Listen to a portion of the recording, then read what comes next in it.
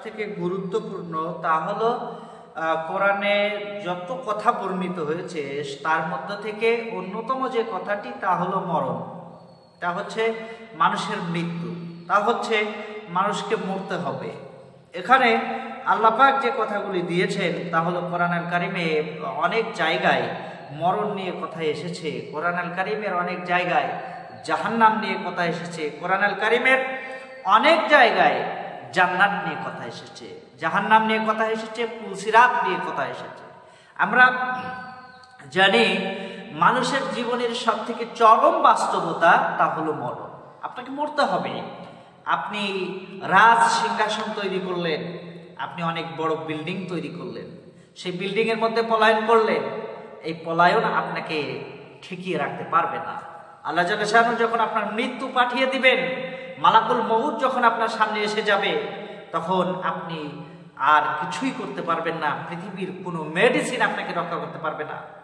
আমরা জানি, আমরা দেখেছি, মাইকেল জ্যাকসনের নাম জানে না এমন কোনো লোক খুঁজে পাওয়া খুব টাফ ব্যাপার। তবে মাইকেল জ্যাকসন যিনি ছিলেন একজন সিঙ্গার, যিনি সঙ্গীত করতেন। আমরা তার জীবনের কাহিনীগুলো দেখেছি খুঁটে খুঁটে। মাইকেল জ্যাকসন তিনি আজ থেকে কয়েক বছর আগে থেকেই তিনি মানুষের মাঝে বহু পরিচিত একজন মুখ। আর মাইকেল জ্যাকসন যা করতেন তা হলো উনি নিজস্ব MBBS ডাক্তার রেখে দিতেন, যে উনার একটা টার্গেট ছিল যে আমি অনেক দিন বাঁচব। মাইকেল জ্যাকসন তিনি মানুষের সাথে হ্যান্ডশেক করতেন না, যে হাতে ভাইরাস লেগে যাবে। মাইকেল জ্যাকসন যা করতেন তা হলো তিনি কখনোই সরাসরি মানুষের সামনে কলাকুলি করতেন না, আলিঙ্গন করতেন না, যে কখন ভাইরাস লেগে যাবে। মাইকেল জ্যাকসন তিনি খাবার দাবার করতেন, ল্যাবরেটরি পরীক্ষা করে তারপরে তিনি খাবার দাবারগুলি করতেন। তিনি নিয়মিত শরীর চর্চা করতেন, কিন্তু সেই মাইকেল জ্যাকসন বাঁচতে পারেনি। আল্লাহ জাল্লা শাআনহু তাকে নিয়েছেন। পৃথিবীতে অনেক রাজা বাচ্চা ছিল, তারা বাঁচার চেষ্টা করেছিল, তারা চিন্তা করেছিল আমরা বেঁচে যাব। মানুষ, আজকে তোমাকেও মরতে হবে। তুমি হয়তো নিজে নিজে চিন্তা করছো যে আমার নামাজ পড়ার বয়স এখনো হয়নি, আমার রোজা রাখার বয়স এখনো হয়নি। চিন্তা করো তুমি আজকের রাত বেঁচে যাবে কিনা। চিন্তা করো আজকের রাতের পরেই তুমি ফজরের সূর্য উদয় হওয়ার সময় তুমি এই দুনিয়াতে আবার চিরস্থায়ী থাকতে পারবে কিনা। এমনও অনেক রয়েছে যারা এশার সালাত আদায় করেছে, একসাথে চায়ের স্টলে আড্ডা দিয়েছে, এরপরে সকালবেলা ঘুম থেকে উঠে আপনার কানে খবর এলো অমকার নাই। এটাই মানুষের জিন্দেগি, এটাই চরম বাস্তবতা।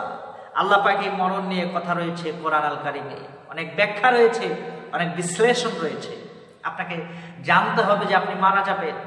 আপনি হয়তো রাতের অন্ধকারে চুরি করছেন, আপনি হয়তো একটা ফাইল আটকিয়ে লক্ষ লক্ষ টাকা তার সাথে ডিট করছেন, আপনি জানেন না আল্লাহ জাল্লা শাআনহু একটা ভিডিও করছেন, একটা ক্যামেরা হয়ে যাচ্ছে, এটা ভিডিও ফাইল তৈরি হচ্ছে, একটা ভিডিও ফুটেজ তৈরি হয়ে যাচ্ছে।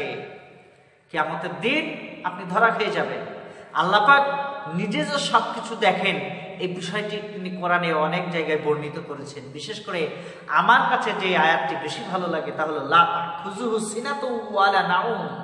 এখানে দুটি শব্দ আল্লাহ উল্লেখ করেছে, সিনা, নাউম। সিনা হচ্ছে তন্দ্রা টাইপের, যেটা ঘুম, ঘুমের মধ্যেও আছে কিন্তু সে সব কিছু দেখতে পাচ্ছে, অথবা ঘুমের মধ্যে আছে কিন্তু বাইরে কি হচ্ছে বাইরের আওয়াজ তার কানে যাচ্ছে, এটাকে বলা হয় সিনা। আর নাউম হচ্ছে একেবারে মরে যাওয়া। লা তাখুযুহু সিনাতু ওয়ালা নাউম। নাউমকে আমরা মরণ বলে থাকি। নাউম কোরআনে এসেছে মরণ হিসাবে। ঘুম মানে মরে যাওয়া।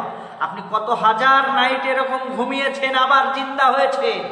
যুবক, বৃদ্ধ, তোমার কি মনে হয় না যে তুমি রাতের অন্ধকারে ঘুমিয়েছিলে, আবার ফজর হওয়ার পরে সুস্থ অবস্থায় বাজার আসতে পারলে? এটা কি তোমার আল্লাহর শুকরিয়া আদায় করার প্রয়োজন মনে করলে না? আল্লাহর শুকরিয়া আদায় করার জন্য তোমাকে ফরজ নামাজ আদায় করার দরকার ছিল, সুন্নাত দিয়ে ফরজ নামাজ পড়ার দরকার ছিল। আল্লাহর শুকরিয়া আদায়ের জন্য তোমাকে নামাজে যাওয়ার দরকার ছিল। আল্লাহর শুকরিয়া আদায়ের জন্য তুমিই তো লক্ষ্য করে দেখো, তোমার পাশে তোমার ভাই, একই সাথে আড্ডা দিয়েছে সেই ভাই আজ পৃথিবীতে নাই, অনেকেই নাই। কারোর মা নাই, কারোর বাবা নাই, কারোর দাদা নাই, কারোর দাদি নাই। নানার সাথে আড্ডা দিয়েছ, নানা বেঁচে নাই। দাদি ছিল, দাদি নাই। বাবা ছিল বাবা নাই, আজকে বাবা বলে ডাকার সুযোগ নাই। মা ছিল মা নাই, মা বলে ডাকার সুযোগ নাই। একদিন তোমার মরতে হবে, তুমিও মারা যাবে, চরম বাস্তবতা। এজন্য আমাদেরকে যা করতে হবে তা আপনাকে নিরালে নির্জনে বসে আপনাকে ভাবতে হবে আপনি একসময় মারা যাবেন। আর কিভাবে ভাববেন? চিন্তা করুন, যদি আপনি কোনো ট্রলারে বা সমস্ত অর্থকড়ি নিয়ে আপনার ছেলে, আপনার মেয়ে, আপনার স্ত্রীও সঙ্গে আছে, আপনি ট্রলারে পার হচ্ছেন, লঞ্চ পার হচ্ছেন, মাছ দরিয়ায় গিয়ে মাছ সমুদ্রের মাঝখানে আপনার ট্রলার ডুবে গেল, আপনার ট্রলার, আপনার লঞ্চ সেই সময় নিমিষেই বিলীন হয়ে গেল, আল্লাহ জাল্লা শানু বিলীন করে দিলেন। ঠিক সেই মুহূর্তে আপনার কাছে সুটকেস ভর্তি টাকা, আপনার ডান হাতে ছেলের হাত ধরা ছিল, বাম হাতে মেয়ের হাত ধরা ছিল, আপনার পিছনে অথবা সামনে আপনার স্ত্রী দাঁড়িয়ে ছিল, যাকে দেখে আপনার হৃদয় শীতল হয়ে যেত। ওই মুহূর্তে সমুদ্রের মাঝখানে যখন হাবুডুবু কাটছেন, কেউ যদি আপনার সাক্ষাৎকার নিত, ভাই তোমার এখন এই মুহূর্তে প্রয়োজন কি?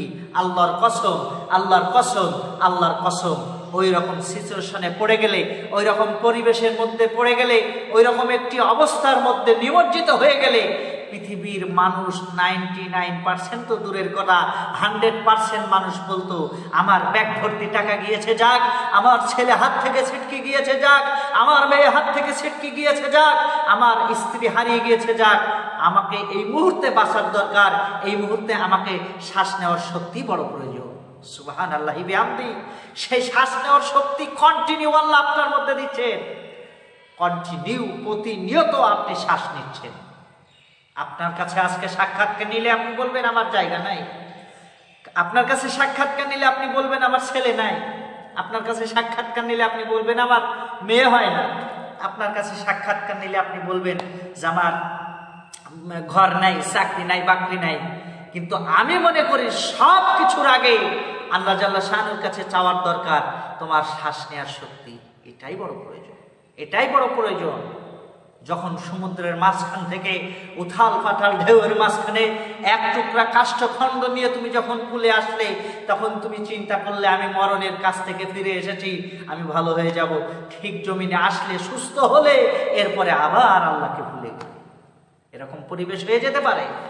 মরণ যে কোনো সময় তোমাকে গ্রাস করতে পারে। গাড়িতে আছো, গাড়ি অ্যাক্সিডেন্ট হয়ে যেতে পারে। উপরে বিল্ডিংয়ে বসে হাওয়া খাচ্ছ, বিল্ডিং ধসে যেতে পারে। আজকে তুমি গাড়িতে চড়ছো, গাড়ি অ্যাক্সিডেন্ট হয়ে যেতে পারে। আজকে তুমি হেঁটে যাচ্ছ, হেঁটে হাত থেকে হুসুট খেয়ে তুমি মারা যেতে পারো। এই মরণ নিয়ে কোরআনে অনেক কথা এসেছে, অনেক জায়গায় কথাগুলি রয়েছে। আমরা কয়েকটি জায়গার কথা এখানে আমরা কোট করেছি, অল্প কিছু জায়গার কথা আপনাদের মাঝে তুলে ধরছি। এই আয়াতগুলি আপনারা পড়বেন, দেশে এবং দেশের বাইরে, বিশেষ করে যারা বিদেশে আমাদের এই অনুষ্ঠানগুলি দেখে থাকেন, তারা এই আয়াতগুলি বের করে করে পড়বেন। সূরা বাকারা 133 নম্বর আয়াত, পারা নাম্বার 1, সেখানে মরণ নিয়ে কথা রয়েছে। সূরা বাকারা 180 নম্বর আয়াত, পারা নাম্বার 2, সেখানে মরণ নিয়ে কথা রয়েছে। সূরা নিসা 15 নম্বর আয়াত, পারা নাম্বার 4, সেখানে মরণ নিয়ে কথা রয়েছে। সূরা নিসা 58 নম্বর আয়াত, পারা নাম্বার 5, সেখানে মরণ নিয়ে কথা রয়েছে। সূরা নিসা আয়াত নাম্বার 100, পারা নাম্বার 5, সেখানে মরণ নিয়ে কথা রয়েছে। সূরা মাইদা 106, পারা নাম্বার 7, সেখানে মরণ নিয়ে কথা রয়েছে। সূরা আনআম আয়াত নাম্বার 61, পারা নাম্বার 7, সেখানে মরণ নিয়ে কথা রয়েছে। সূরা ইব্রাহিম আয়াত নাম্বার 17, পারা নাম্বার 13, সেখানে মরণ নিয়ে কথা রয়েছে। সূরা মুমিনুন 99 নম্বর আয়াত, পারা নাম্বার 18, সেখানে মরণ নিয়ে কথা রয়েছে। সূরা মুনাফিকুন আয়াত নাম্বার 10, পারা নাম্বার 28, সেখানে মরণ নিয়ে কথা রয়েছে। এছাড়াও অসংখ্য জায়গায় মরণ নিয়ে কথা রয়েছে। আজকে প্রিয় দর্শক শ্রোতা, আজকে যে সুস্থতার বড়াই করছো, কাল অসুস্থ হয়ে যেতে পারো। আজকে যে জীবনের বড়াই করছো, কাল লাশ হয়ে যেতে পারো। আজকে দাঁতের বড়াই করছো, কাল দাঁত পড়ে যেতে পারে। চোখের বড়াই করছো, চোখের জ্যোতি কমে যেতে পারে। এর জন্য আমাদেরকে যা উচিত, আমাদের যা করতে হবে তা হলো এই মরণকে সামনে রেখে, মরণ যে কোনো সময় হয়ে যেতে পারে, আমাদের মসজিদমুখী হতে হবে। একটা নিজের শরীরের দিকে তাকাও, নিজের শরীরের চিন্তা করো, যে শরীর নিয়ে খুব দৌড়াদৌড়ি করতে পারতে, আর 40 বছর ওভার হওয়ার পরেই তুমি আর দৌড়াতে পারো না। যেই দাঁত নিয়ে খুব গৌরব করে বলতে আমি সব কিছু খেতে পারি, সেই দাঁতে আজকে নরম তুলতুলে মাংসও খেতে পারো না। যে চোখ দিয়ে বড়াই করে বলতে আমি এই চোখ দিয়ে দূরের বস্তু দেখতে পারি, আজকে সেই চোখের সামনে তোমার আপন সন্তান দাঁড়িয়ে থাকলেও নাম জিজ্ঞেস করা ছাড়া চিনতে পারো না। এই তো মানুষের বাস্তবতা।